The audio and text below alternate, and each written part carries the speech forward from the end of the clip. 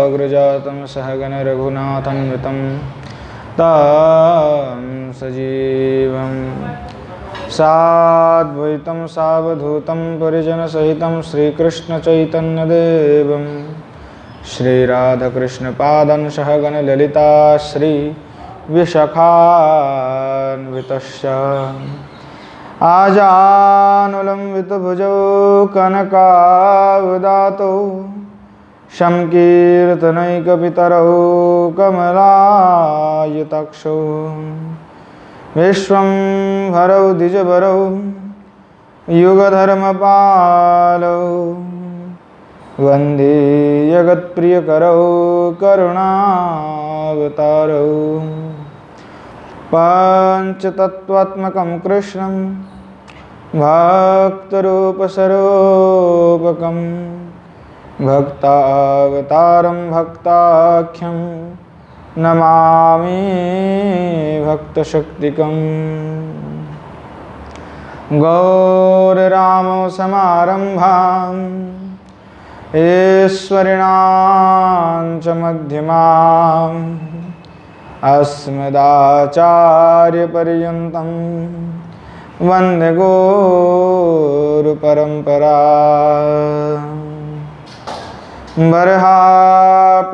बर्हापीडाभिरामं मृगमदतिलकं कुण्डलाक्रान्तगण्डं कञ्जाक्षं कम्बुकण्ठं स्मितशोभगमुखं स्वाधरे न्यस्तवेणुं श्यामं शान्तं त्रिभङ्गं रविकरवसनं भूषितं वैजयन्त्या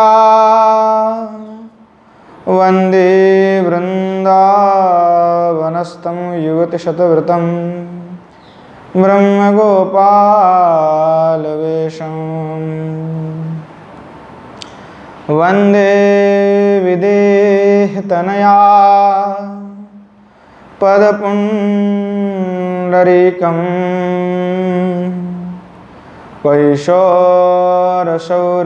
कैशोरसौरभसमाहृत योगिचित्तं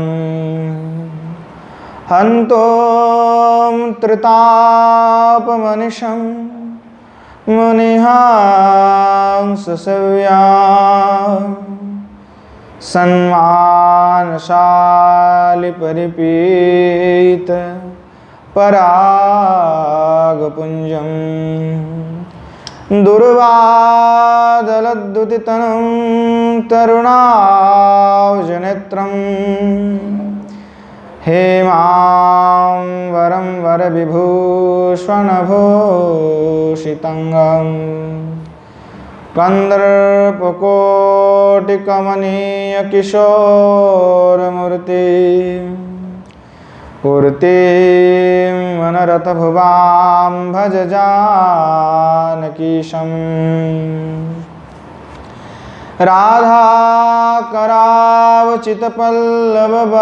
राधाकरावचितपल्लववल्लरीके राधापदङ्कविलसन् मधुरास्थलीके राधा यशोमुखरमत्तखगावलीके राधा विहार विपिने रमतां मनो में राधे वृंदावनाधीशे करुणामृतवाहिनी कृपया निजपादाब्ज दास्यं मह्यं प्रदीयताम् श्रीमद्भागवतं नौमि यस्यैकस्य प्रसादतः अज्ञातानपि जानाति ईश्वरवसर्वगमानपि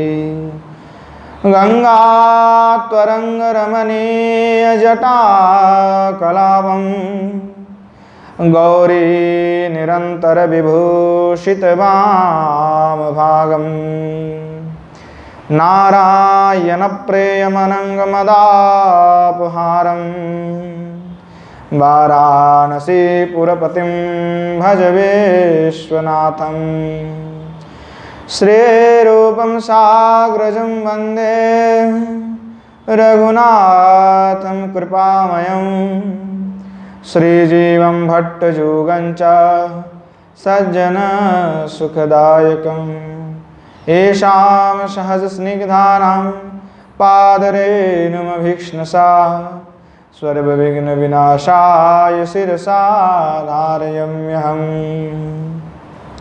वृन्दायै तुलसीदेव्यै प्रियायै केशवस्य च कृष्णभक्तिप्रदे देवी सत्यवत्यै नमो नमः।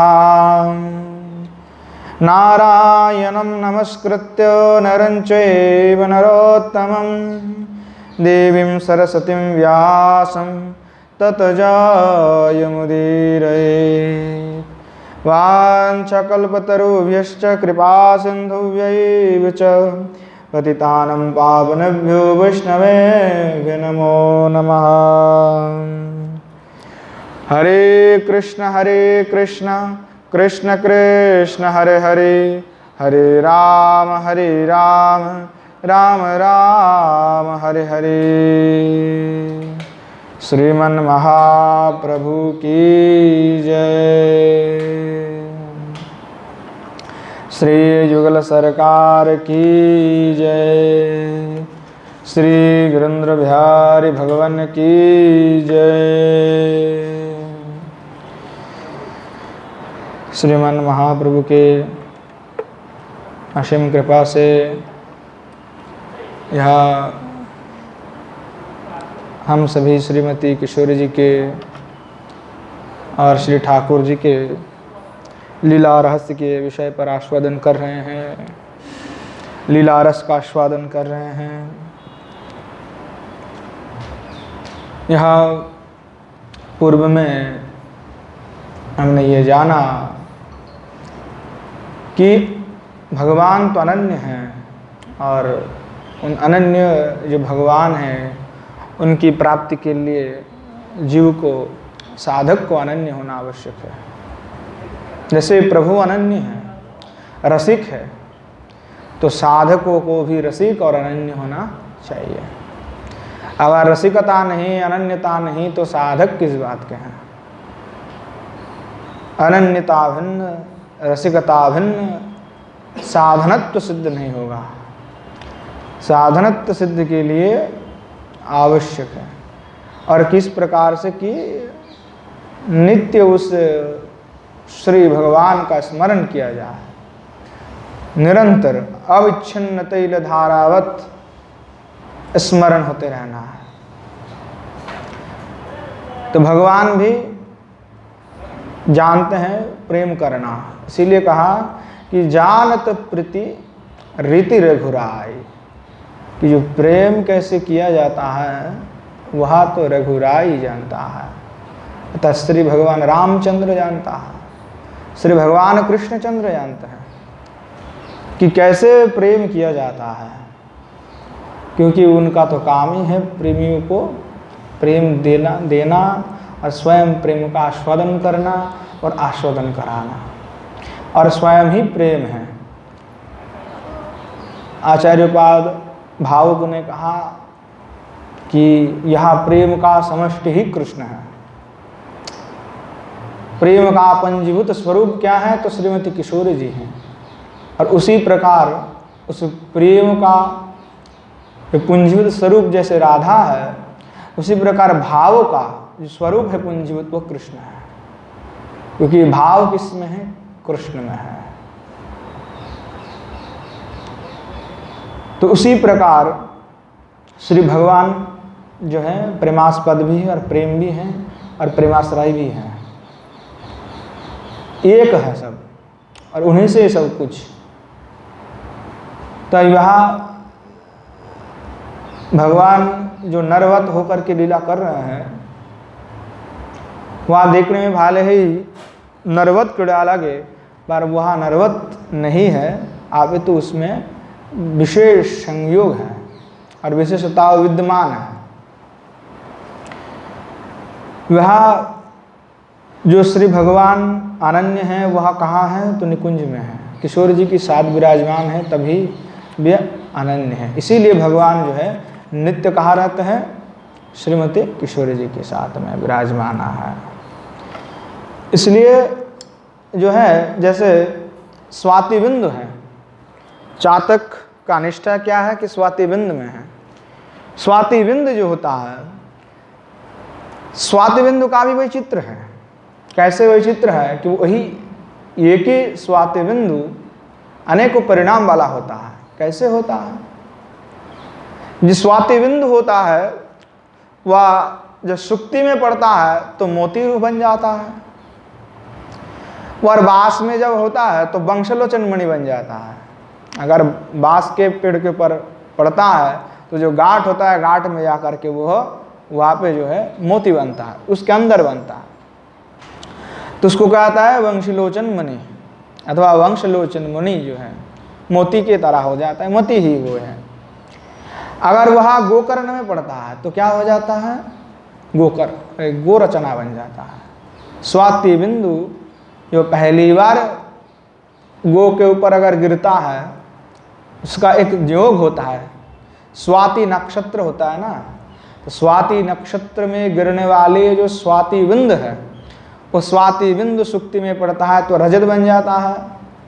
और ये जो मति है उस मति के साथ इस मति का तुलना नहीं हो सकता, जैसे अभी डुप्लीकेट बनता है, वो मति और इस मति में अनेकों पार्थक्य हैं।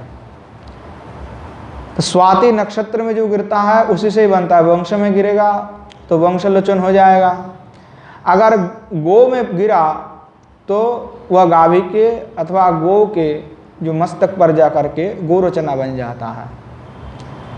और गजकर्ण में अगर गिरता है, गजदंत में, तो क्या होता है, उससे मुक्ता हो जाता है, गजमुक्ता जिसको कहते हैं।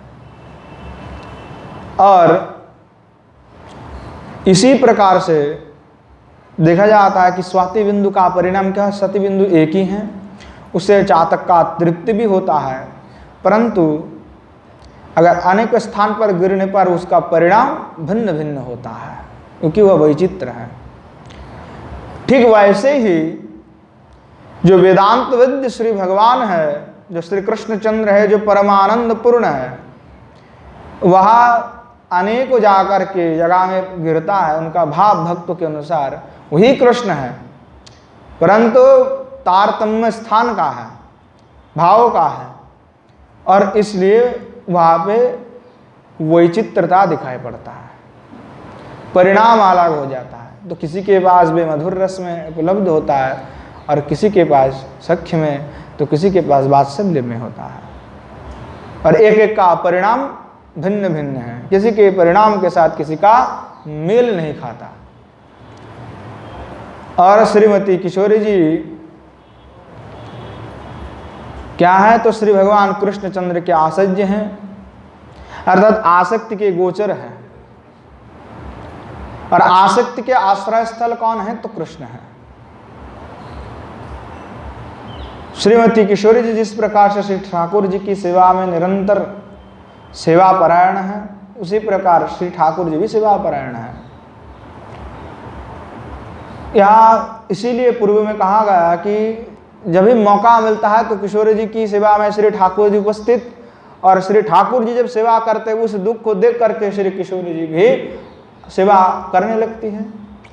जैसे श्री ठाकुर जी पुष्पचन कर रहे थे तो उनके शरीर से जब पसीना निकलने लगे तो श्री किशोर जी ने अपना वसनांचल से वह हवा देने लगे कि उसमें श्री ठाकुर जी का जो पसीना है वो पसीना ना आए, क्योंकि गर्मी जो लग रहा है तो गर्मी ना लगे। तो पूर्व में हमने आस्वादन किया है घटना, इसलिए मैं दोबारा आस्वादन नहीं करवा रहा हूँ, क्योंकि कुछ दिन ही पूर्व की बात है। तो ये क्या है, भगवान का श्रम दूर करने के लिए आकस्मिक, और आकस्मिक जो वसना अंचल से उत्थित जो पवन है उसके स्पर्श से श्री भगवान क्या हुआ, कृतार्थ हो गया, वो स्वयं को धन्य मानने लगे कि मैं तो धन्य हो गया।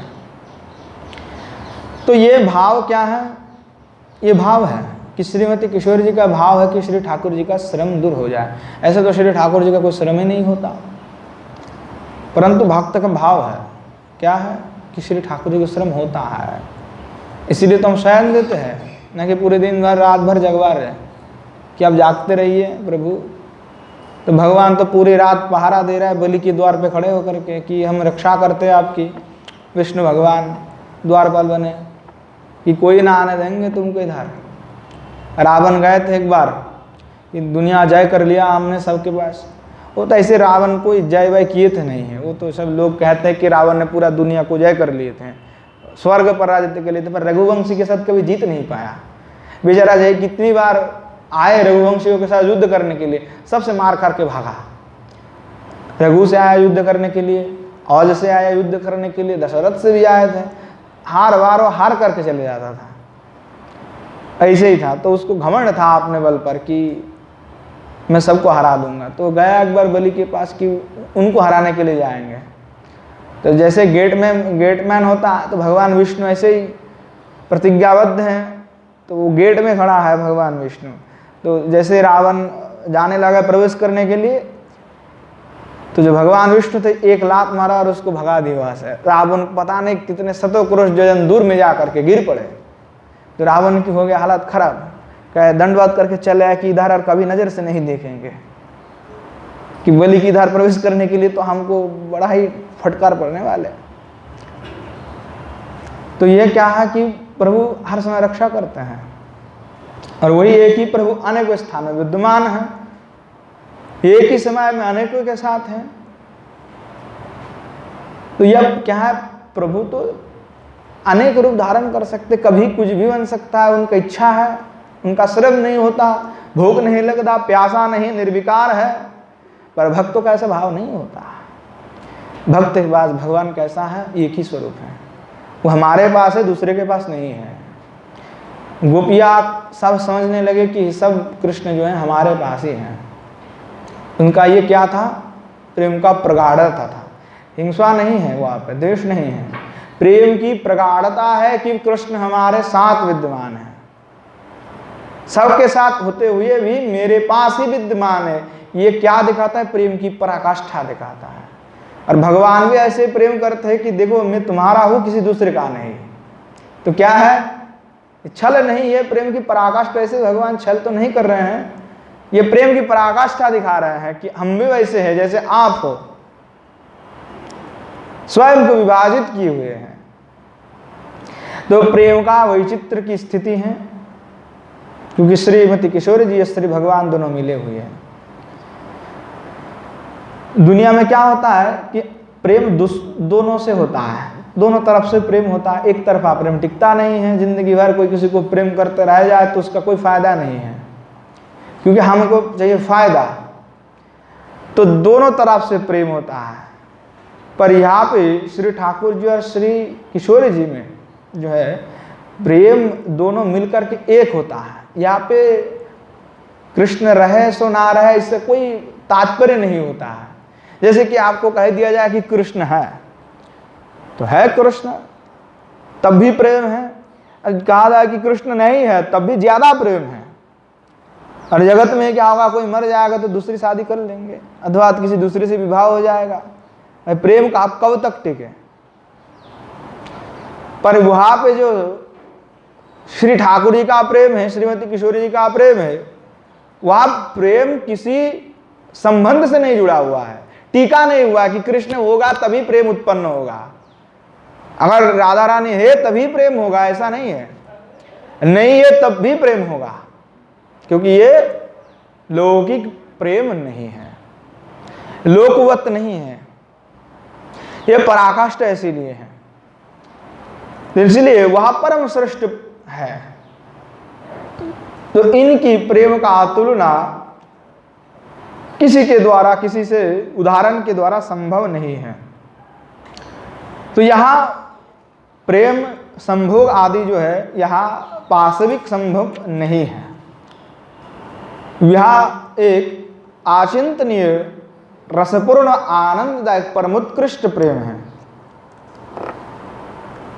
वह श्रीमती किशोरी जी का जो श्री भगवान के ऊपर प्रेम है, वह भगवान रहे ना रहे उससे कोई फर्क नहीं पड़ता है। और उनको तो हर क्षण में विराह होता है कि अगर कृष्ण सामने है तो उनमें अगर भाव आ गए कि कृष्ण नहीं है तो तभी जो है अधिक प्रगाढ़ प्रेम हो जाता है, प्रेम बढ़ता है। और वह जो श्री भगवान है वह भी उसका आस्वादन करना चाहता है।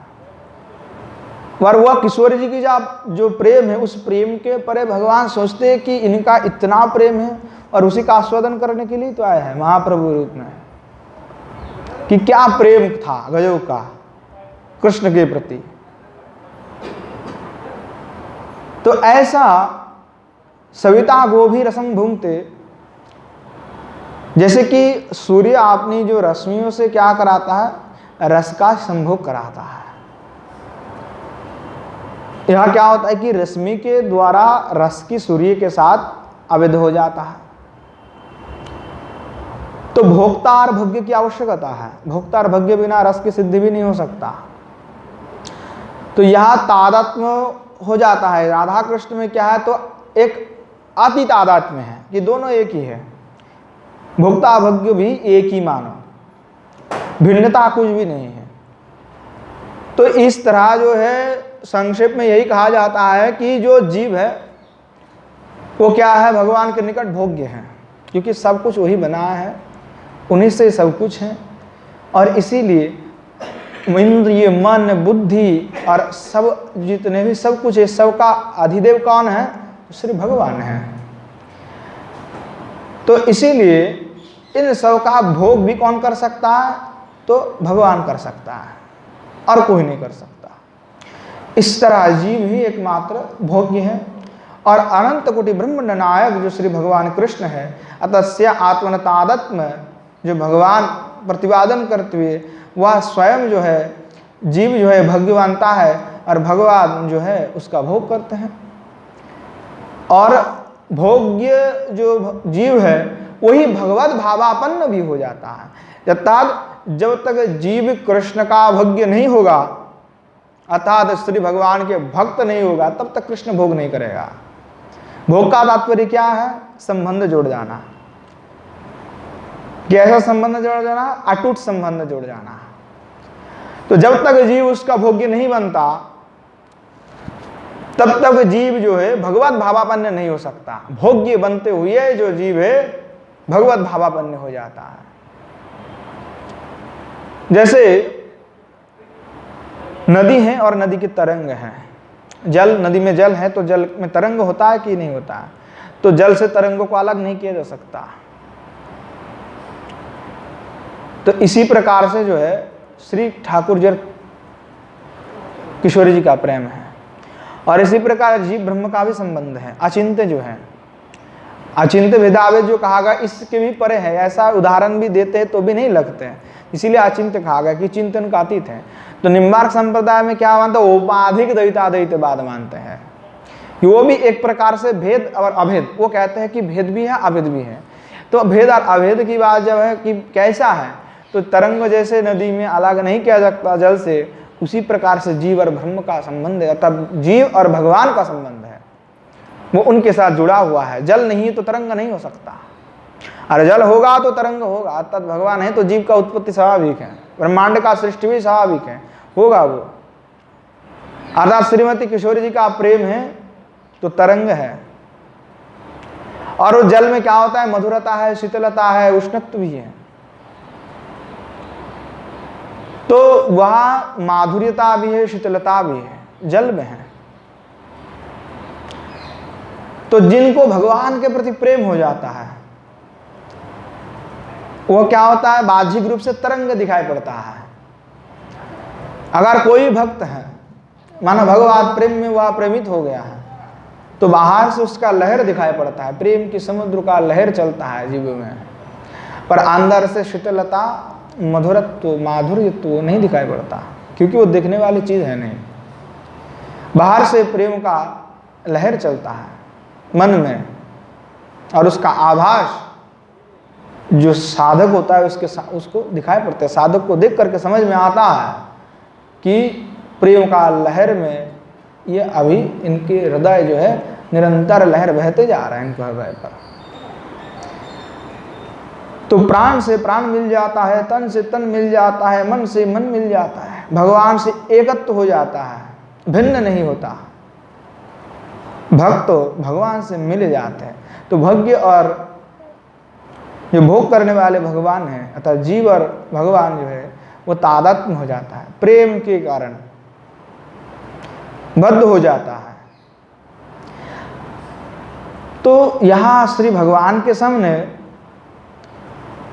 किशोर जी का जो प्रेम है और भगवान का जो प्रेम है, तो श्री ठाकुर जी का प्रेम जो है फीका पड़ जाता है, जीवों के सामने भी फीका पड़ जाता है। अगर कोई जीव साधक भक्त बनता है, प्रेम करने लगता है भगवान से, और उसका प्रेम उस प्रकार के हैं, महाभाव तब जा सकता है। तो ऐसे प्रेम भगवान के प्रेम भी फीका कर देता है। ऋण नहीं चुका सकते भगवान, स्वयं कहते हैं भगवान कि मैं वह ऋण नहीं चुका सकता। तो यहाँ जो श्री भगवान है वो प्रियतम है सभी के लिए, हमारे सभी के लिए भगवान क्या है, तो प्रियतम है। और प्रियतम जो है उनको प्रेम करना चाहिए। तो इसीलिए, और प्रेम कब होता है, जब विरह में व्यक्ति रहता है तभी प्रेम सबसे अधिक होता है। अर्थात विरह के बिना प्रेम संभव ही नहीं होता है, और अनुराग उसके लिए आवश्यक है।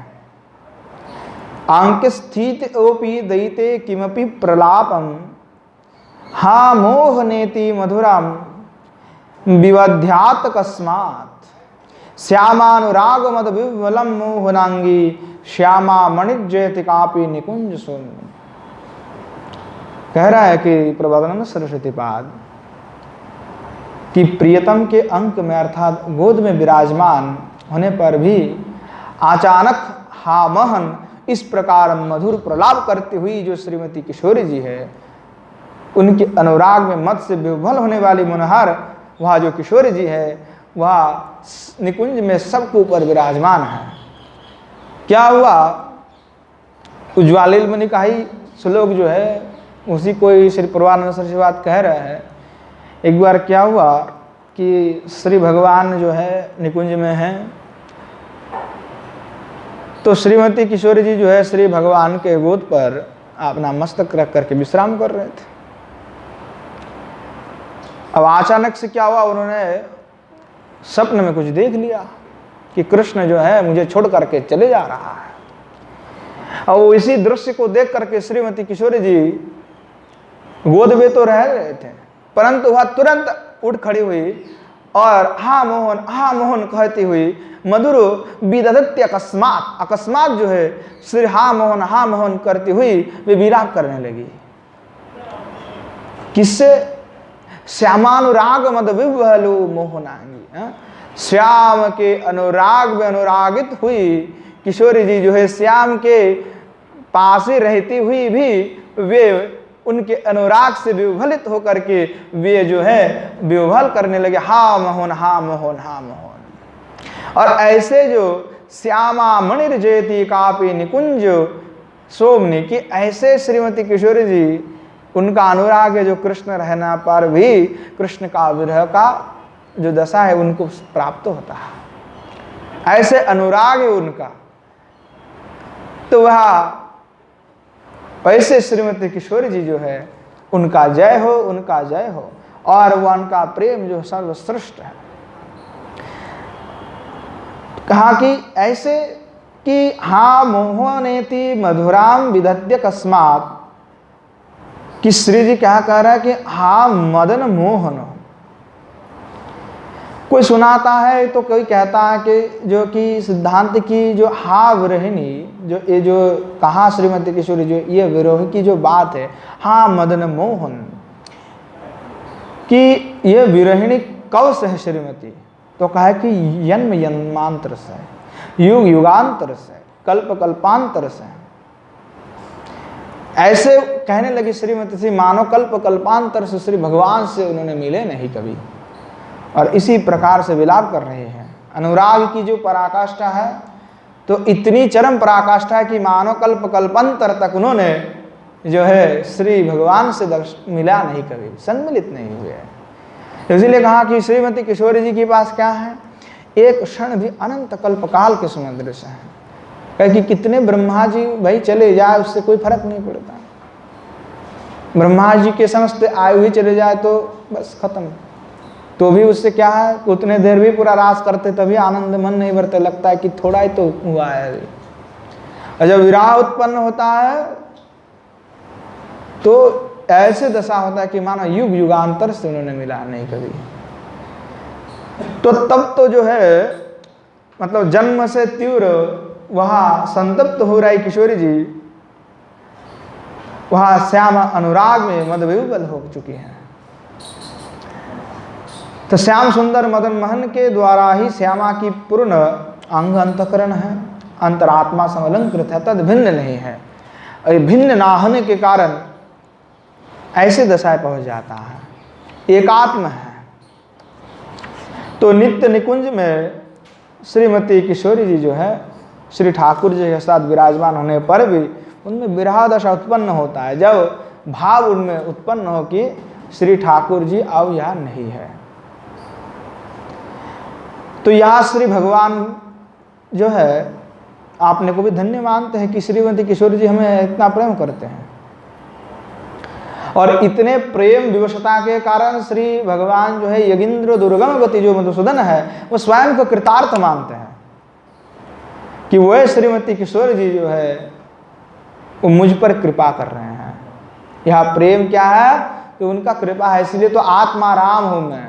और आत्मा कौन है, तो श्रीमती राधा। आत्मा बिना देह क्या है, असार है, कुछ नहीं है। इस शरीर से बड़े सुंदर शरीर है, अब इससे आत्मा अगर निकल जाए तो इसको कोई देखेगा भी नहीं है। अर्थात हम व्यक्ति के ऊपर आरोप लगाते कि ये व्यक्ति है, प्रेम भी व्यक्ति से करते हैं, परंतु आत्मा चले, आत्मा से कोई संबंध नहीं है हम लोगों का। पर वही आत्मा अगर शरीर से चले जाए तो क्या कहेंगे हम, वो शरीर भले ही कितने सुंदर हो उससे हमें कोई मतलब नहीं है फिर। पर देखो भ्रम है ना, सीधी सीधी भ्रम है। हम लगाते हैं शरीर पर आरोप, प्रेम भी शरीर को करते हैं, पर आत्मा बिना शरीर का कुछ मोल नहीं है और कुछ मायने नहीं रखता शरीर, चाहे वो कितने बड़े बड़े सुंदर क्यों ना हो, उससे कोई फर्क नहीं पड़ता। जब तक है तब तक है, पर हम व्यक्ति आत्मा को प्रेम नहीं करते, शरीर से मतलब रखता है। तो श्याम सुंदर भगवान जो है श्रीमती किशोरी जी में रमन करते क्योंकि उनका आत्मा है। क्या, कौन, श्रीमती राधा रानी, आत्मा राम भगवान है। और वही जो भगवान है तो वह कैसा है, तो योगिंद्र दुर्गम, योगियों के लिए, मुनियों के लिए वो सब दुर्गम है। और वह निकुंज में विराजमान होकर के किशोरी जी के साथ अनेकों लीला कर रहे हैं। अतः योगिंद्र का अर्थ क्या होता है, योगिंद्र का अर्थ होता है योगिनाम सम योगिनाम श्रृंगाय विमान परमो भोगिनो विलासी प्रभस्तेषामपि दुर्गमा द्रोहा दुष्प्राप्या गतिर्विलासो तीर्वा रसिकता युष्यति। कहते हैं कि योगिंद्र का अर्थ क्या है, योगिंद्र का अर्थ है कि यहाँ पे ले रहा है कि भोगिंद्र है। योगी का अर्थ क्या है कि संयोगी, अर्थात अपने आप का श्रृंगारी मानने वाले महाविषय व्यक्ति के भी जो इंद्र है, जो भोगी या विलासी लोगों के नायक है, वे ही योगिंद्र है। भाई क्या अर्थ बताया गजब का टीका में गोस्वामी पाद, योगिंद्र का अर्थ ही उल्टा कर दिया। ऐसे भोग परायण व्यक्ति के लिए भी मधुसूदन की गति, परम गति, विलास कृति, अन्य रसिकता दुर्लभ और दुराह है। उन योगिंद्रों में स्वासुक और स्वासुकित्व का जो प्राधान्य है, उन योगिंद्रों के लिए भगवान दुर्लभ है। और जो असली में योगी हैं, जो भगवान को पाना चाहता है, प्रेम की पराकाष्ठा है, योग युक्त हुए, योगी का तात्पर्य क्या है कि ये युक्त हुए भगवान से, योग युक्त, किस प्रकार से योग हो गया भगवान से, तो योगी हो गया। तो ऐसे योगी भगवान को पा सकता है, परंतु स्वासुख वसना के लिए जो योग करता है उनका कभी भगवान से कोई लेना देना नहीं है, उनको भगवत प्रेम नहीं मिल सकता। तो योग हो संयोगो रसहा, जो कहा है। इसीलिए जो वह लीलाओं को आस्वादन करती है, जिनके हृदय में तीव्र उत्कंठा है उस लीला को आस्वादन करने की, जिनमें वह प्रेम उत्पन्न हुआ है, जिनका भगवान के साथ संयोग हो चुका है, उनके लिए तो वह सुलभ है, बहुत ही सरल है और बहुत आसानी से मिल जाता है।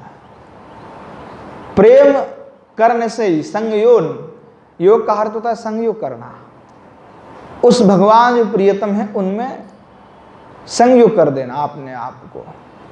अगर आप संयोग कर देते हैं तो हो जाएगा, पर संयोग ठीक है, बहुत अच्छी बात है, संयोग करके फिर वियोग की आवश्यकता है, क्योंकि वियोग में सबसे प्रेम दृढ़ होता है। संयोग में कब तक प्रेम टिकता है पता है? जब तक व्यक्ति सामने है कुछ दिन अच्छा लगता है, फिर जब देखते देखते जो बोरिंग हो जाते हैं तब प्रेम नहीं रहता है। तो क्या होता है कि उनसे चिड़चिड़ापन हो जाता है, तब लगता है अरे इतने सालों से, इतने दिन हो गया इनके साथ, आओ कितने दिन बिताया जाए। फिर तो बोरिंग हो जाते हैं व्यक्ति। क्यों क्या होता है? क्योंकि ये जीव का स्वभाव है, इसीलिए वो वियोग की आवश्यकता होता है। अब देखो वियोग हो जाएगा तो फिर और भी प्रेम बढ़ जाएगा कि उसके बिना तो हमारा जीना ही मुश्किल हो जाएगा, कैसे टिके उनके बिना, तो फिर दोबारा फिर उनके पास जाया जाएगा। क्योंकि यही व्यक्ति का कारण है, व्यक्ति ऐसा ही करता है और ये अनंत काल से जीवों का दशा है। क्योंकि जब व्यक्ति कुछ खो जाता है, उनसे से कुछ खो जाता है, तभी उनको उस वस्तु की मोल पड़ता है कि ये वस्तु कितना कीमती था। पर जब तक हमारे पास में होता है तब तक हम उसको उतना ध्यान नहीं देते। ठीक है हमारे पास पड़े हुए हैं, जब नहीं रहता तब बड़ा हम ढूंढने के लिए तराशते हैं कि वो हमको मिल जाए। तो ये हमेशा संयोग अच्छा नहीं होता है। संयोग जो है वो तभी अच्छा लगता है जब पहली पहली दशा हो, उसके बाद तो वियोग ही सबसे अच्छा है। क्योंकि वियोग में ही सबसे बड़ा आनंद आता है, वियोग में ही याद आता है, वियोग में स्मरण आता है, वियोग में अभिरुचि आता है, वियोग में ही सब कुछ है। वही भगवान है, दोनों अभिवेद है। फिर भी श्रीमती किशोरी जी से किसी ने पूछा कि हे किशोरी जी, आप मुझे एक बात बताइए कि आप दोनों अभेद हैं। हाँ, बड़े बड़े शास्त्र आदि सब में कहा गया है, दो मिली एक भयो राधा वल्लभ लाल, भाई दो मिलकर के एक हुआ है। श्री संभवन तंत्र में भी कहा गया, गौर तेज विना यस्तु श्याम तेज समर्चयेत यवत बाधेत वापि स भावेत भवेत पातकी शिवे। शिव जी कहते हैं कि देखो दोनों ही समान है, और कृष्ण को छोड़ करके राधा और राधा को छोड़ करके कृष्ण का उपासना जो व्यक्ति करने चले जाता है वह व्यक्ति का कोई सिद्ध नहीं होता तो है नहीं, वह जो है पातकी होता है। तो वो शिव जी का वाक्य कौन से हिसाब से कहा कि जो मधुर रस के इसीलिए कहा है। ऐसा नहीं है कि वो कोई वात्सल्य भाव में करेगा तो उसको राधा की आवश्यकता है, वात्सल्य भाव में राधा जी का कोई प्रसंग नहीं है। अब सख्य में भी करेगा तो वहां पे भी राधा रानी की कोई आवश्यकता नहीं है उनको। तो यहाँ जो मधुर रस वाले हैं इनके लिए कहा जा रहा है कि जो करना है तो दोनों को ही करना पड़ेगा, अलग से भिन्न कर मानने की आवश्यकता नहीं है।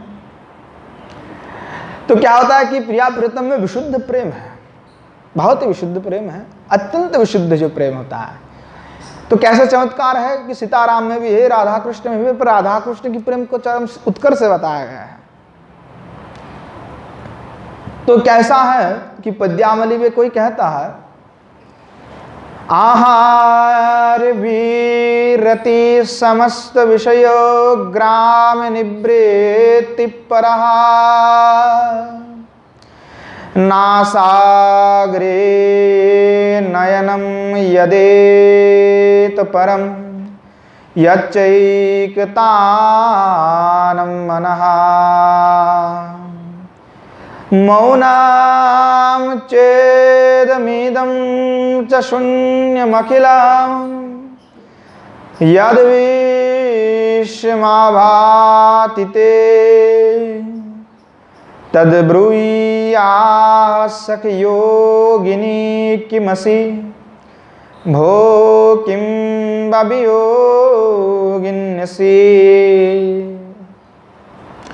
कोई सखी जो है किशोरी जी को पूछ रही है कि हे राधे, हे सखी,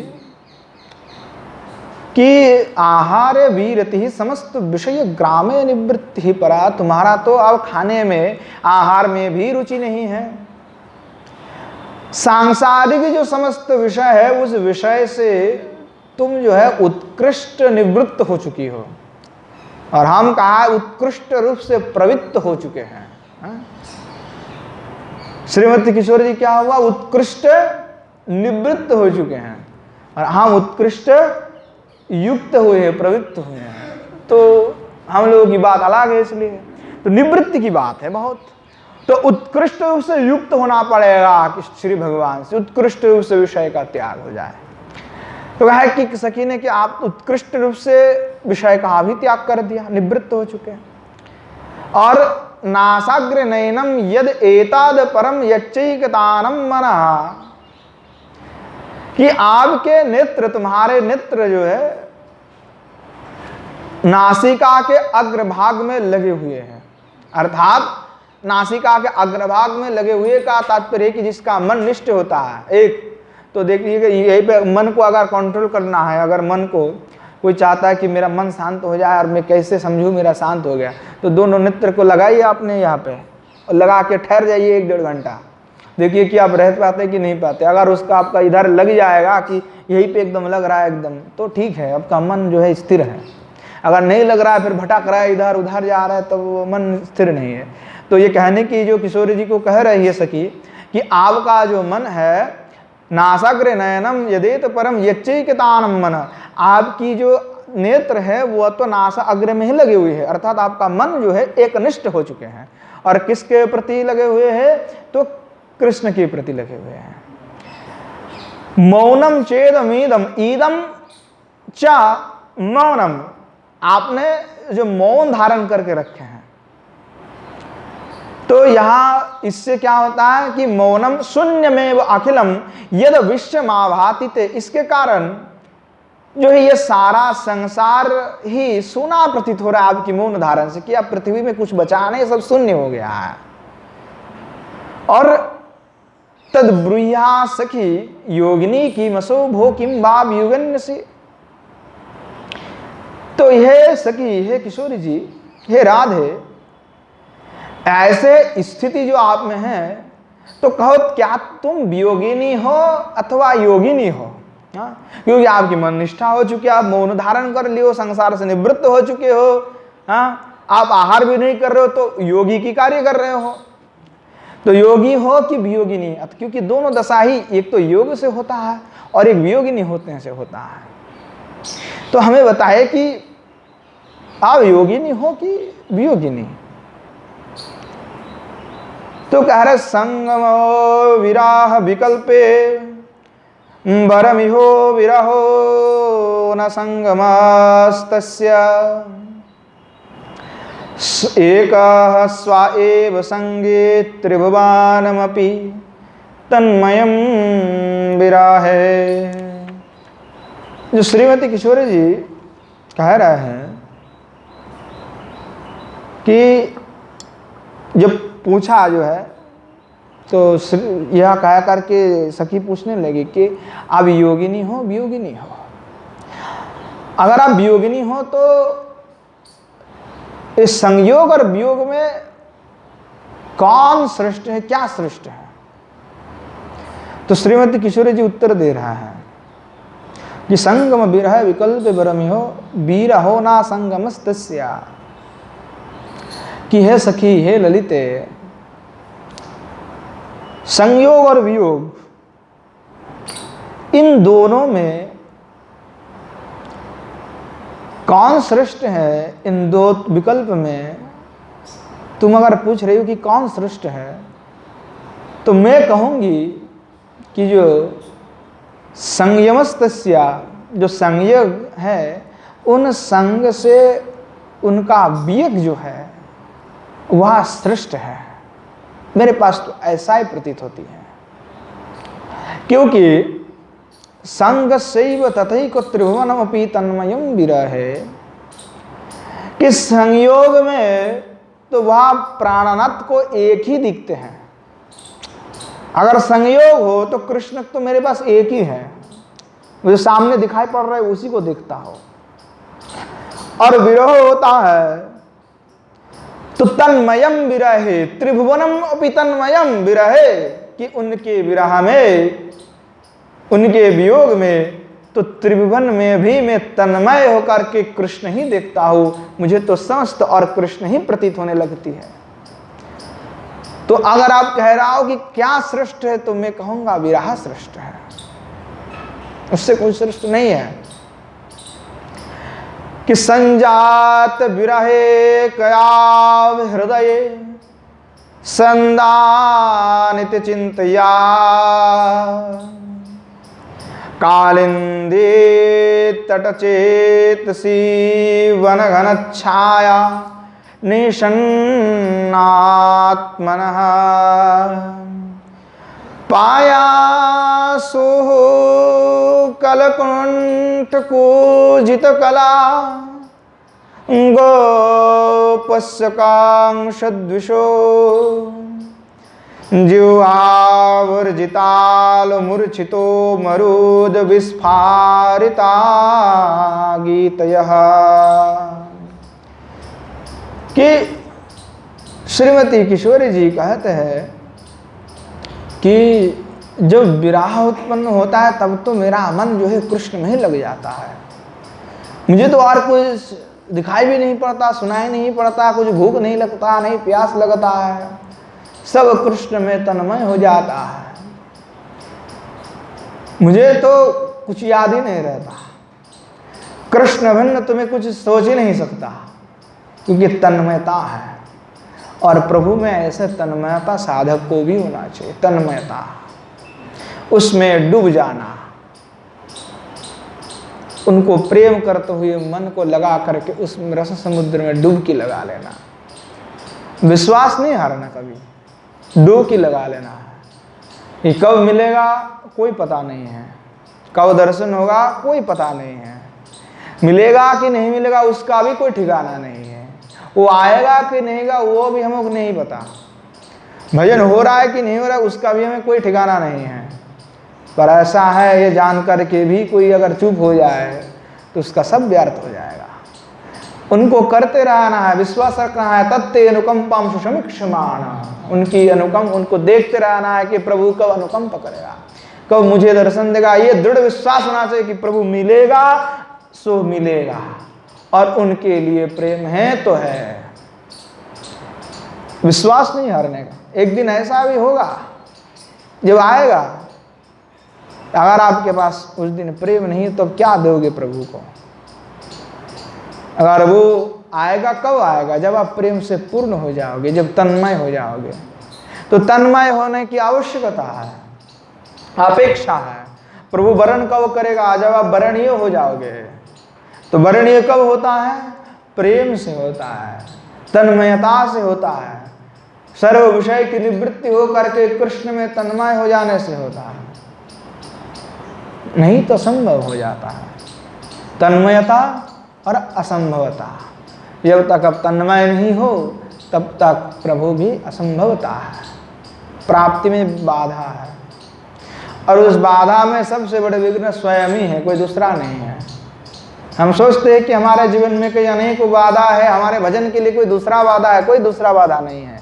आप स्वयं ही बाधक बन के बैठे हुए हो।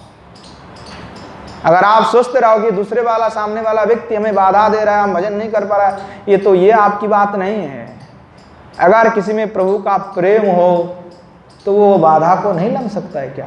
गोपियों ने समस्त बाधाओं को लंघ लिए, और आप छोटी मोटी बाधाओं को नहीं लंघ सकते क्या? समस्त बाधाओं को लांघना पड़ेगा, तब जा करके कम बनेगा। वो बाधाएं जीवन में आएगा, और जीवन में बाधाएं नहीं आता है तो व्यक्ति जो है उतना शक्तिशाली नहीं बनता, स्थिर नहीं होता। बाधा आएगा, उसको उत्तीर्ण होगा, तभी जाकर के वो जीवन जो है मजबूत बनेगा। वो तपाना पड़ता है अपने आप को, जितना तपाएगा उतना व्यक्ति समर्थशील होगा, निष्ठा उतना बढ़ेगा। बहुत आसान है। ये प्रेम एक बार प्रभु से हो गया तो बस मन लग गया।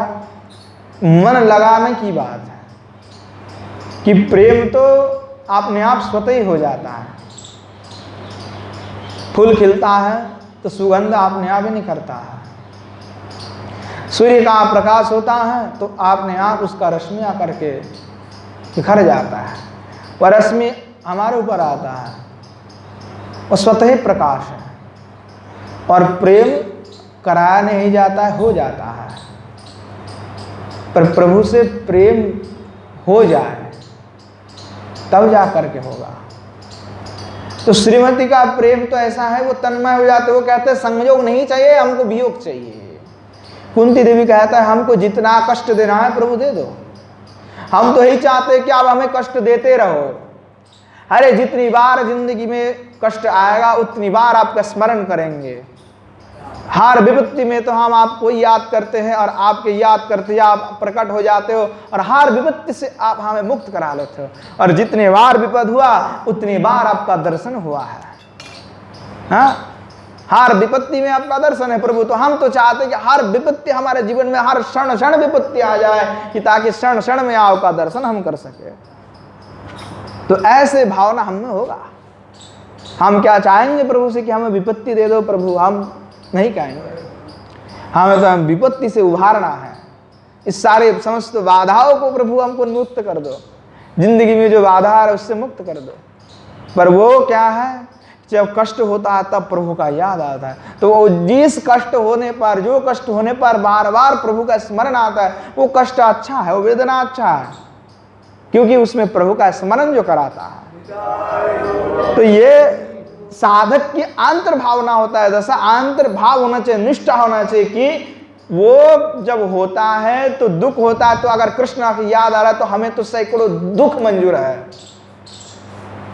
वह दुख में भी जो सुखी हो जाए, कृष्ण का स्मरण हो जाए, तो वह दुख भी अच्छा है। तो श्रीमती किशोर जी की ऐसे विरह है कि वे तो असह्य हो जाता है, प्रभु के प्रेम में तन्मय हो जाता है। श्रीमती किशोर जी का ऐसे प्रेम है अद्भुत कि वियोग में उसका भाव जो है अधिक से अधिक प्रकाशित होता है, और वहाँ अधिरूढ़ भाव तब जाकर के चित्रजल्प आदि दशाओं को प्राप्ति करता है, जो सबसे श्रेष्ठ है। और किसी में ऐसे भाव उत्पन्न नहीं होता है जो किशोर जी में होता है। तो इसलिए श्री भगवान कृष्ण के जो संयोग और वियोग है, इन दोनों विकल्प में जो है विराह ही उत्तम है, और विराह ही वर्ण करने का योग्य है। तो प्रभु का संयोग से क्या है कि विराह ही सबसे श्रेष्ठ है। अगर विराह है तभी उसको याद आएगा। पर क्या होता है कि जब संयोग पहले में नहीं होगा तब विराह होगा ही नहीं है। हमारा में विराह नहीं है, क्यों? तो प्रभु तो हमसे मिला ही नहीं है, हमको छोड़ करके गए नहीं है, इसीलिए विरह अनुभव नहीं हो रहा। हम विरहित हैं, विरहित रह करके भी हमें विरह का उत्पन्न नहीं होता। कारण यही है कि हम पहले कभी संयोग हुए ही नहीं हमारा। अगर संयोग होता तो उत्कंठा रहता, प्रेम रहता, आसक्ति रहता, उनके ऊपर लगाव रहता है। तो कारण तो यही है कि व्यक्ति का अगर उनसे संयोग पहले हो जाए, एक बार संयोग हो जाए, उसके बाद विराह हो जाए, तब तो उनके विराह से निरंतर जो है उनका चिंतन होते रहता है। इसीलिए कहते हैं कि वहाँ श्रीमती किशोरी जी के विराह उपस्थित होने पर, अर्थात किसी विशिष्ट चिंता के द्वारा चित्त के आक्रांत होने पर, श्री यमुना तुरवर्ती बेतों के वन की घनी छाया में बैठी हुई कंसनाशक जो श्री कृष्ण है, वह उनका सुंदर जो मनोहर अर्थात कोकिल कुजित स्वादृश्य मनोहर जो जिह्वा से आवर्जित और तालु से मूर्छित वायु द्वारा वृद्धि को प्राप्ति मुरलीध्वनि को परस्पर आप श्रोताओं की रक्षा करें। ऐसे अद्भुत पद्यावली में श्लोकों का वर्णन किए हैं। भगवान क्या है? अगर आपके सामने खड़ा है भगवान और आप कहते हैं कि क्या वर मांगो, विरह चाहते हो कि संयोग चाहते हो, क्या चाहोगे, क्या मांगोगे भगवान से? क्या संयोग मांगोगे अथवा विरह? भाई प्रश्न आपके पास है, आपको आप स्वयं ही उत्तर ढूंढिए कि मुझे क्या चाहिए, मुझे विरह चाहिए कि मुझे संयोग चाहिए। अगर प्रभु आपके सामने मानिए खड़ा है एकदम, कहे कि वर मांगो, क्या चाहते हो, क्या मांगोगे? त्रिभुवन के पति जो है आपके सामने खड़ा है, दे रहा है कि क्या वर चाहिए बताओ, संयोग चाहते हो कि विरह चाहते हो। वो तो आपके ऊपर है कि संयोग चाहोगे कि विरह चाहोगे।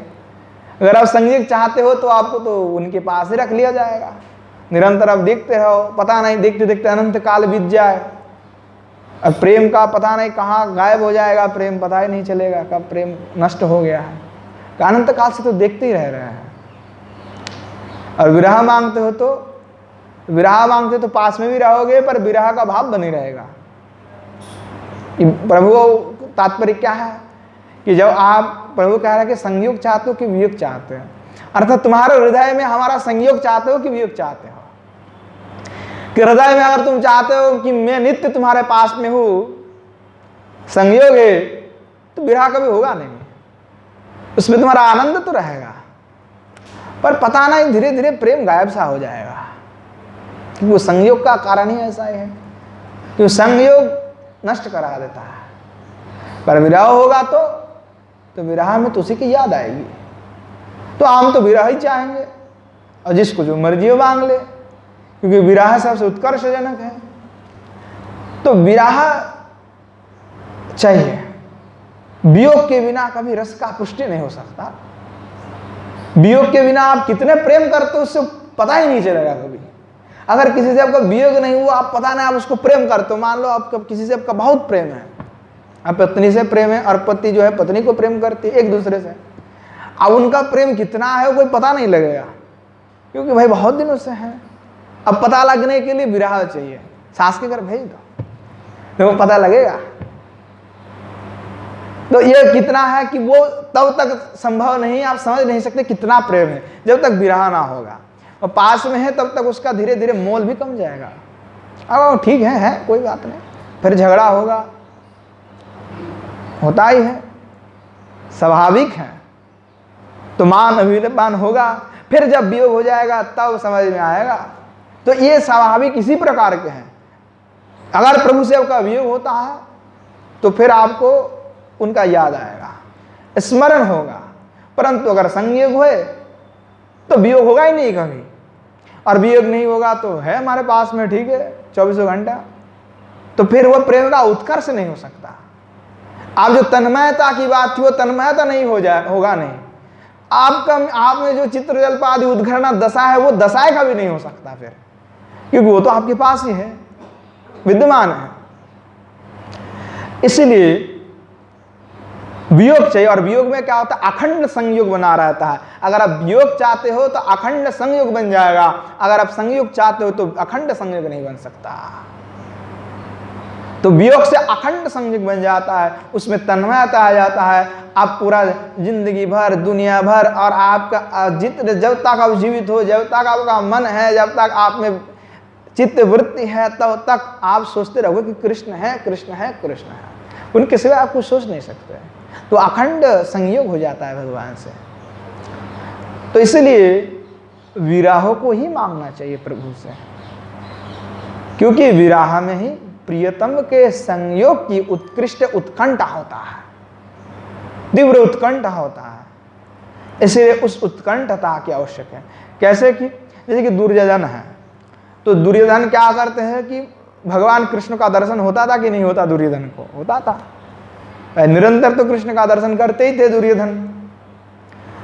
पर क्या भगवान में उसका कभी रुचि हुआ, कभी भगवान का आस्वादन कर पाया? वो नहीं कर पाया, क्योंकि उसमें ना प्रीति थी ना उत्कंठा थी। उनमें ना प्रीति था ना उत्कंठ था। और इसीलिए बिना प्रीति उत्कंठा के, अर्थात बिना संगम के, बिना संयोग के किसी में भी मिठास नहीं आ सकता। तो दुर्योधन के सामने रहने पर भी दुर्योधन को कुछ मालूम ना पड़ा, बस देखते रहे, कृष्ण है तो है, कृष्ण ठीक है।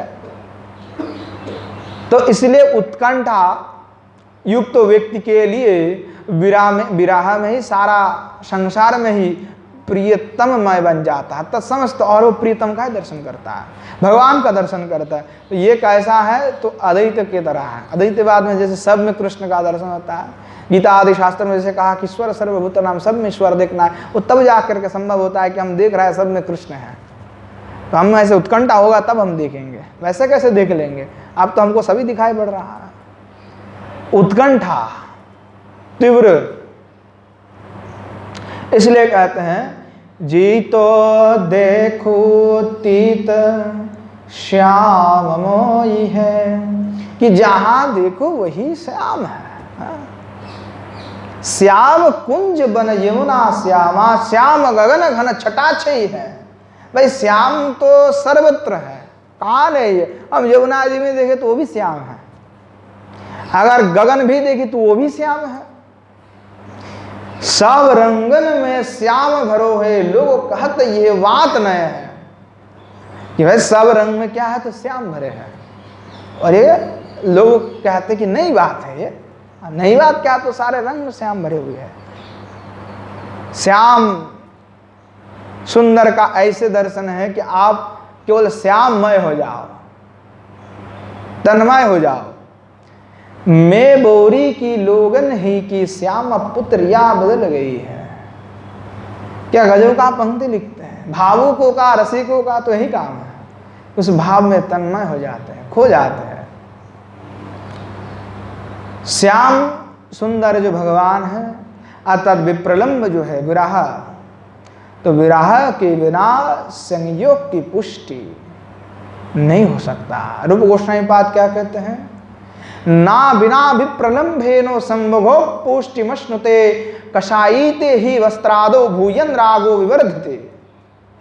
उज्ज्वल लेनमणि में श्रृंगार भेद प्रकरण में श्री गोस्वामी पाद कहते हैं कि विराह के बिना संयोग पुष्टि नहीं हो सकता।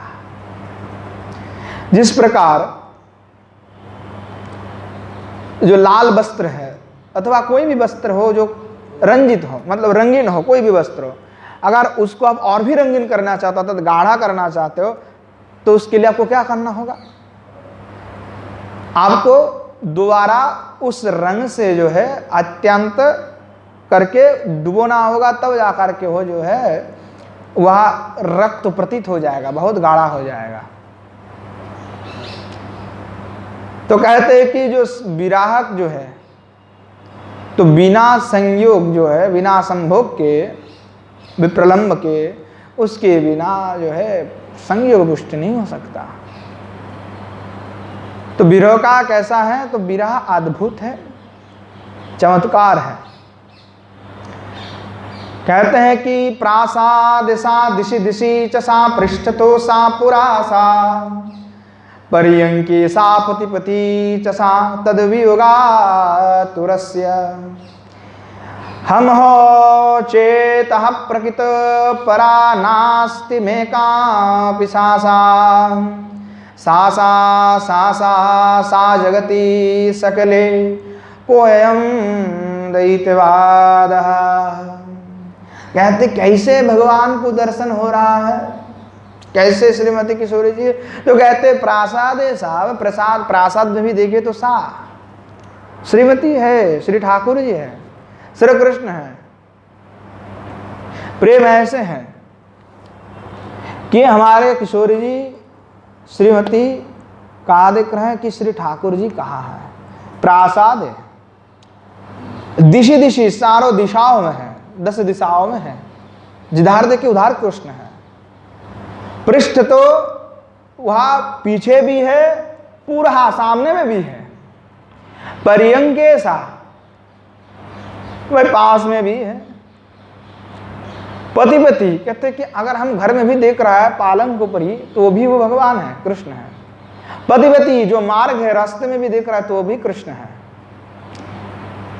तो किसके कारण, तो वियोग आतुरस्य, वियोग होने पर देख रहे हैं। अगर वियोग नहीं होता तब नहीं दिखाई पड़ता, वियोग है तभी दिखाई पड़ रहा है कि वो वही है, मेरे हृदय पे है, मेरे चारों ओर है, मेरे पास में भी है, सामने है, पीछे में। जहां आंख बंद करूं तो उसको देखूं, आंख खोलूं तो उसको देखूं, अगर आंख बंद नहीं किया, खोलता नहीं हो तब भी मैं उसको देखूं। कैसे अवस्था है, हृदय में हमेशा देखो, जहां जहां मेरा आंख जाए वहां वहां कृष्ण देखो, ऐसे दशा हो। किससे होता है, तो वियोग आतुर से, वियोग के बिना नहीं हो सकता। वियोग की आतुरता से, प्रेम की उत्कृष्टता से, उस उत्कंठा से यह होता है। हम हो चेतः प्रकृति परा नास्ति में अपि कापि सा, कि भैया मैं क्या कहूं, कि जगत भुवन जो है वो कृष्ण से व्याप्त हो चुका है। उनके बिना मुझे कुछ दिखाई नहीं पड़ता, ना कोई प्रकृति है ना मैं स्वयं हूं, मेरा कोई अस्तित्व नहीं उनके बिना। सा सा सा सा जगती सकले कोयम अद्वैतवाद। और ये क्या है? अद्वैत का ही वाद है जो सब में कृष्ण का दर्शन हो रहा है, और मैं तो कृष्ण को छोड़ करके कुछ देख ही नहीं पा रहा। तो कहते राधा पूरः स्फुरति पश्चिमातश्च राधा, राधा दिशव्यमीह दक्षिणातश्च राधा, राधा खोलुषितितले गगने च राधा, राधा मोयि ममो बभूव कूतस्त्रिलोकी। विदग्ध माधव में गोस्वामी जी वर्णन करते हैं, श्री भगवान को एक बार विरह हुआ। और कैसे विरह हुआ?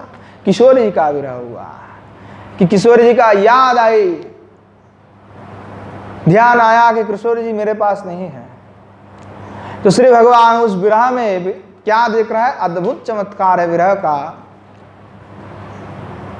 वह देख रहे हैं पुरस्फुरति पश्चिमतश्च राधा,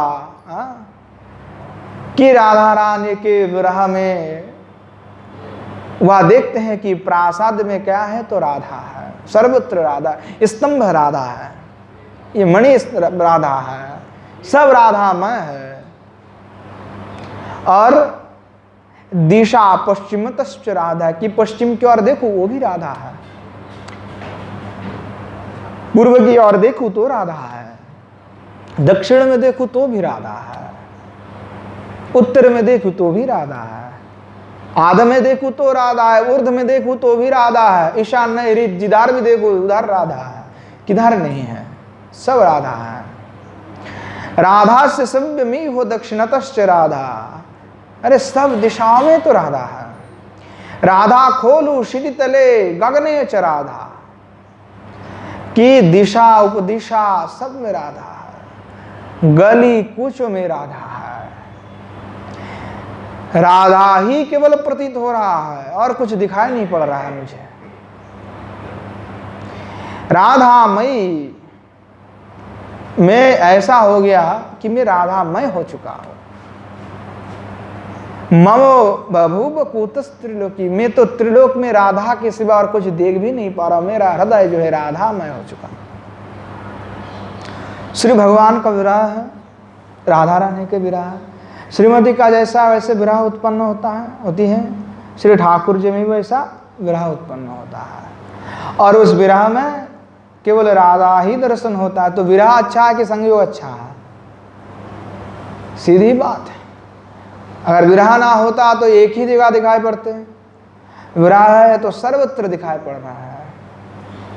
तो विरह ऐसा अद्भुत चमत्कार है विरह का।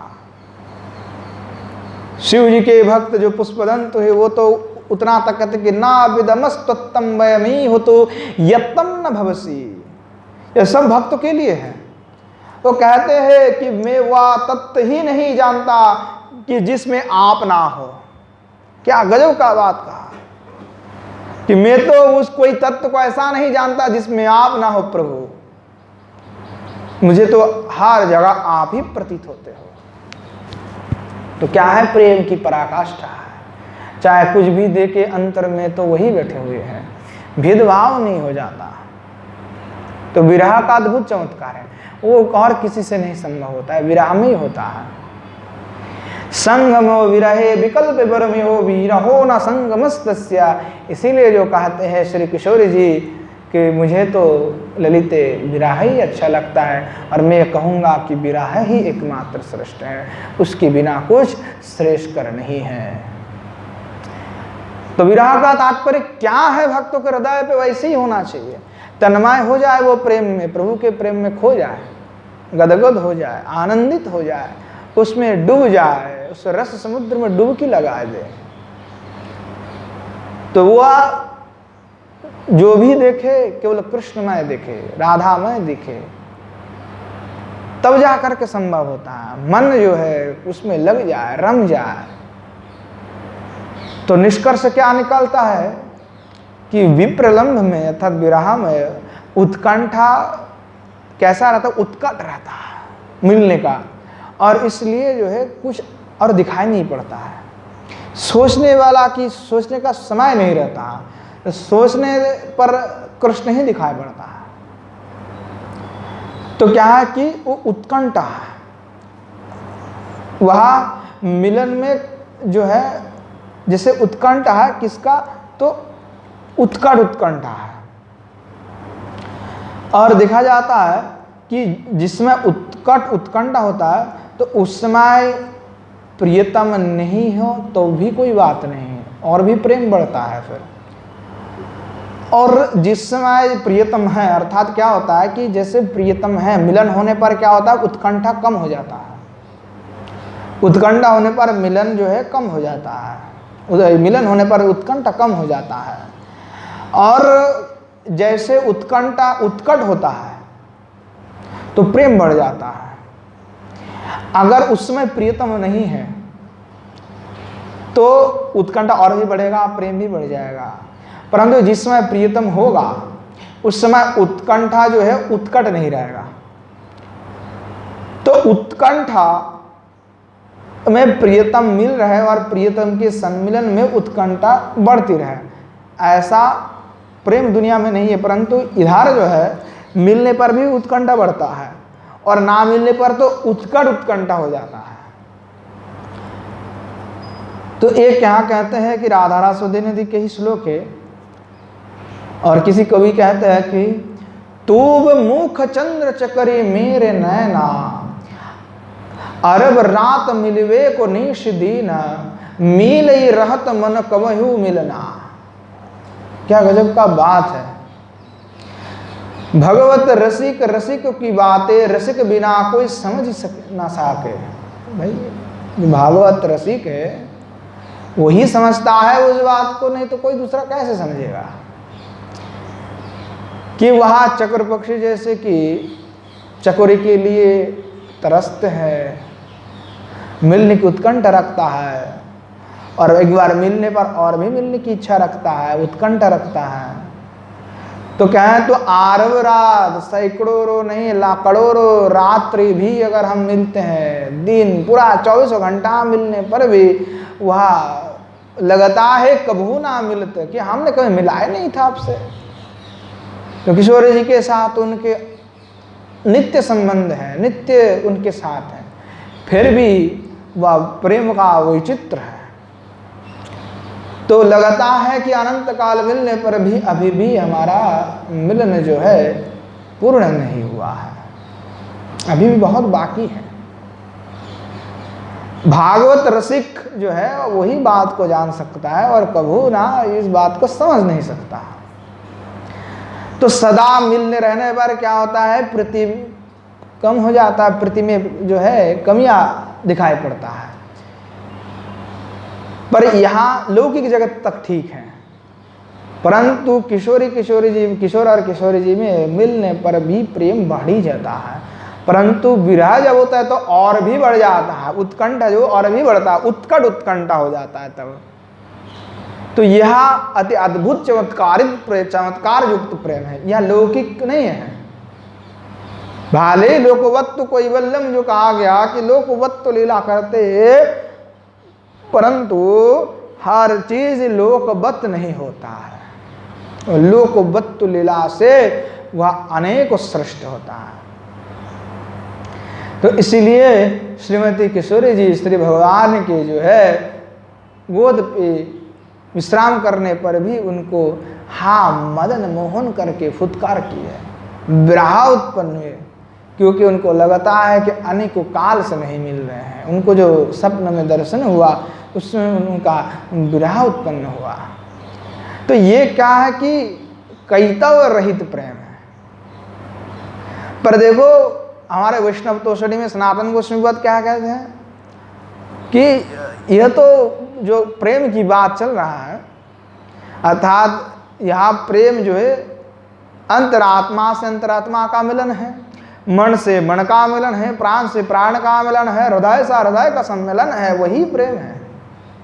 अतः मनस वाचा कर्मणा संपूर्णा सन्मिलना प्रेम। मन से वाणी से वाक्य से हृदय से मन से तन से सब कुछ जो मिलन हो जाए वहाँ प्रेम की दशा है। और तब भी प्रियतम की जो वियोग हो वो अनुभव होना चाहिए। अगर प्रियतम रहने पर भी प्रियतम की विरह की आशा, जो विरह और भय ना रहे कि वो चले जाएगा, तो फिर प्रेम पुष्ट नहीं होगा। तो इसलिए कहा कि ये जो किशोर जी कब से विरोहिणी है, तो जन्म जन्मांतर से, कल्प कल्पांतर से, युग युगांतर से विरोहिणी है, ऐसा श्रीमती मानती है। तो यह चमत्कार है और इसीलिए लोकत्र है कि विरह का जो उदाहरण है, चक्रवा का चक्रवाकी की जो उदाहरण है सबसे महत्वपूर्ण होता है कि वे दिनों में किसी तरह मिल भी जाते हैं तो रात्रि में एक सरोवर के इस पार तो दूसरा उस पार, दुर्दैव की दुर्विपाक से दोनों रात्रि में एक दूसरे से वियुक्त रहते हैं, विरहजन्य तीव्र ताप का भी अनुभव भी करते हैं। और संयोग का उदाहरण कौन है, तो सारस पक्षी।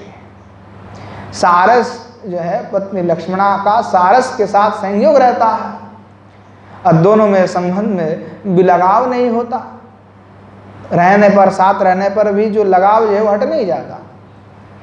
तो यदि विलगाव हुआ तो दोनों ही मर जाते हैं। जैसे एक सारस अगर मर जाता है तो दूसरा अपने आप को मार देता है, ये वैसा उदाहरण है। पर श्री गोस्वामी पाद कहते हैं, सनातन गोस्वामी पाद, कि इस लौकिक जगत में क्या कईतव रहित प्रेम संभव है। तो कहते हैं कईतव रहितम प्रेमम न तिष्ठति मानसी लोके यदि भवती कस्य विरहो विरहे भवती को जीवती। गोस्वामी पाद कहते हैं जो कि कईतव रहित जो निष्काम प्रेम है, वह निष्काम प्रेम मनुष्य लोक में होता ही नहीं है, होता ही नहीं है। यदि हो जाए फिर विरह कहाँ है। यदि ऐसा होने पर भी विरह हो जाए तो फिर जीवन ही कहाँ है। यही बात बृहद जो है तोषणी में भागवत टीका में भी कहा गया, नाटक में भी है, विदग्ध माधव अथवा ललित माधव किसी एक नाटिका में भी है कि कई आव रही अम में ममन होई मानसे लोए यही होई कस्य विरहो विरहे हो तस्मे को जी आई। वह ब्रज की भाषा था पूर्व में, जो उसी भाषा में लिखते हैं, जो नाटक नाटिका में लौकिक भाषा का प्रयोग होता है, पर फिर बाद में गोस्वामी जी जो है वो श्लोक आकार में भी लिख देते हैं जिसमें समझ में आ जाए हम लोगों को। नहीं तो वो भाषा बड़ी दुर्गम होता है, जो पूर्व में जो चलता था वो भाषा बड़े दुर्गम में, कुछ समझ में आता नहीं है। ललित माधव में है, विदग्ध माधव में है, फिर ब्रज वृषभानु जाकर के एक नाटक लिखे, हमारे गौड़ीय संप्रदाय के ही आचार्य मथुरा दास करके थे, तो वो कुछ समझ में नहीं आता क्या लिख देते हैं, क्योंकि प्राचीन भाषा था तो वो गोसाई पाद जो है संस्कृत में लिख देते हैं।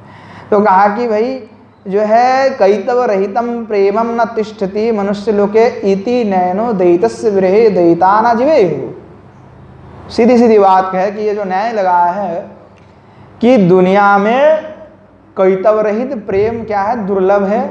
मानो जो रहता ही नहीं, दुर्लभ है, मतलब मानो कि रहता ही नहीं है। गोसाई पाद का कहना कि रहता ही नहीं है, मानो रहता ही नहीं है।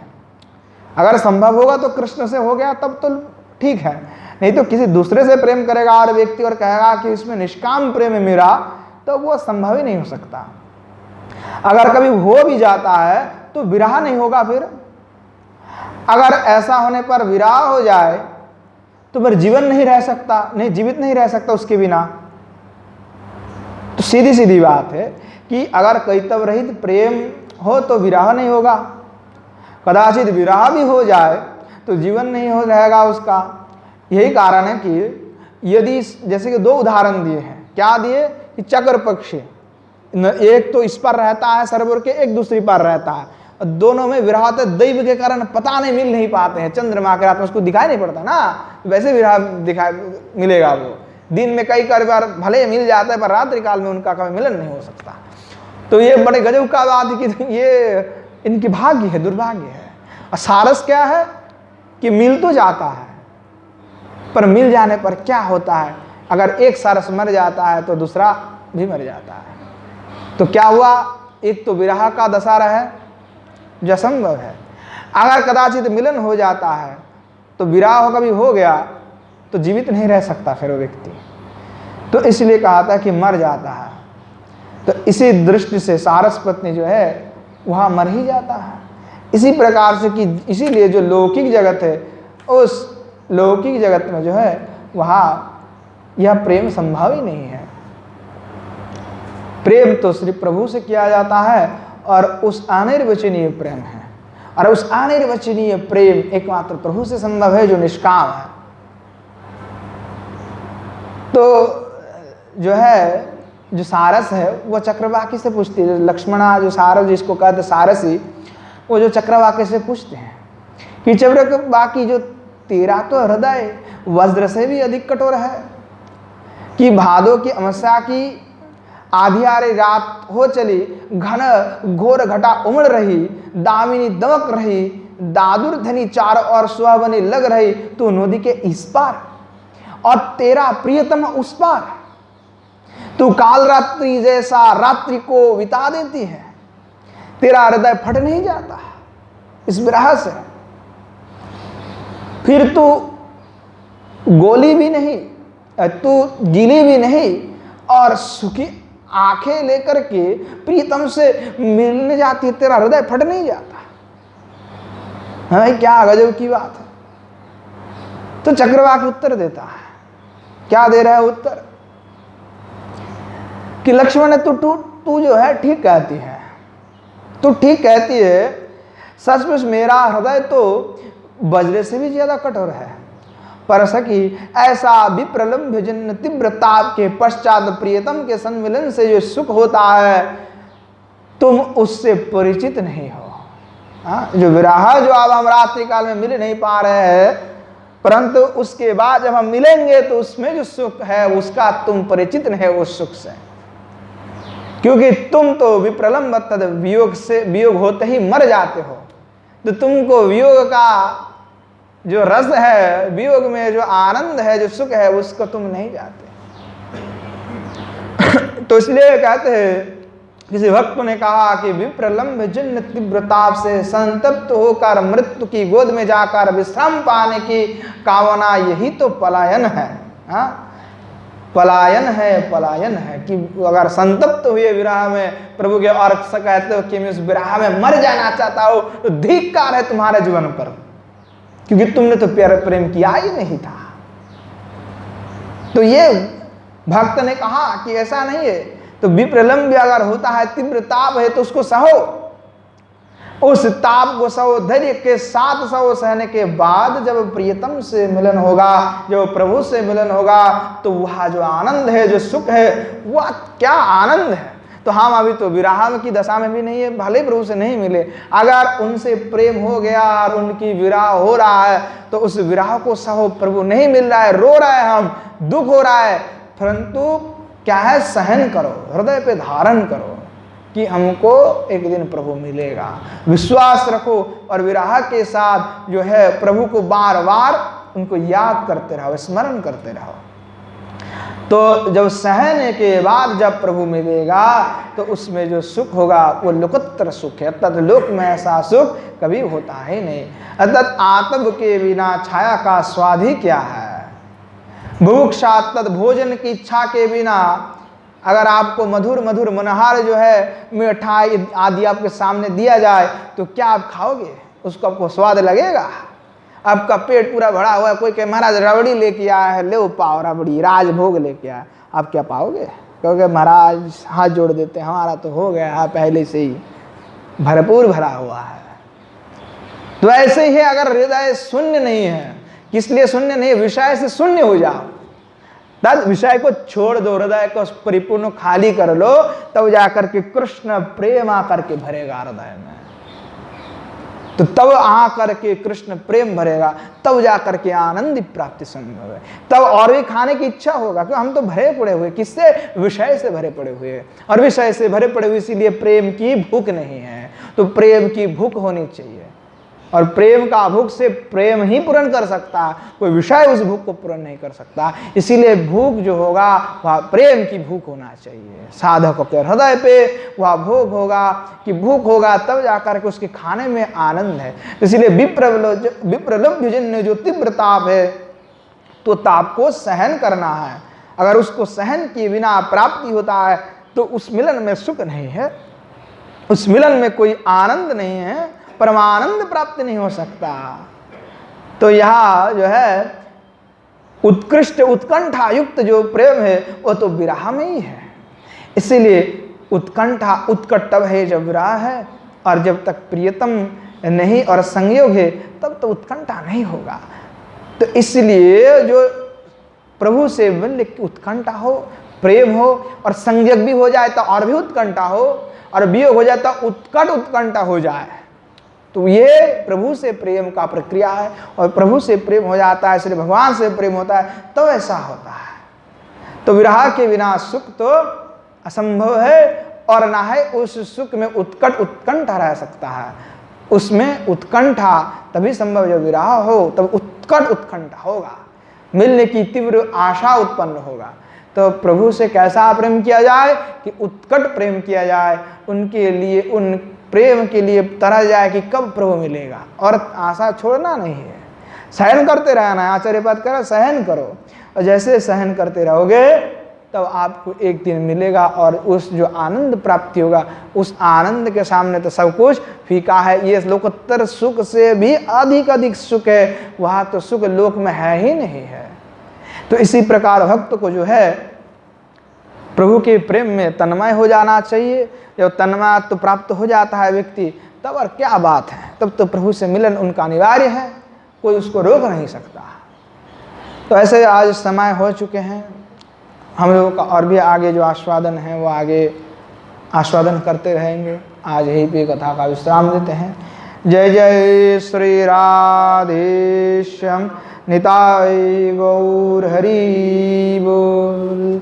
श्रीमन महाप्रभु की जय, श्रीमन महाप्रभु के समस्त पार्षद वृंद की जय, श्री नवद्वीप धाम की जय, श्री युगल सरकार की जय, श्री गिरिंद्र बिहारी भगवान की जय, श्री गिरिराज गोवर्धन की जय, श्री यमुना मैया की जय, श्री वृंदावन धाम की जय, श्री पंडित बाबा की जय, श्री कृपा सुंदरदास बाबा जी महाराज की जय, श्री विश्वनाथ बाबा जी महाराज की जय, श्री भागवत निवास की जय, समस्त संत वैष्णव भक्त वृंद की जय, अपना अपन गुरु गोविंद की जय। आज के हरि कथा की जय। जय जय श्री राधे।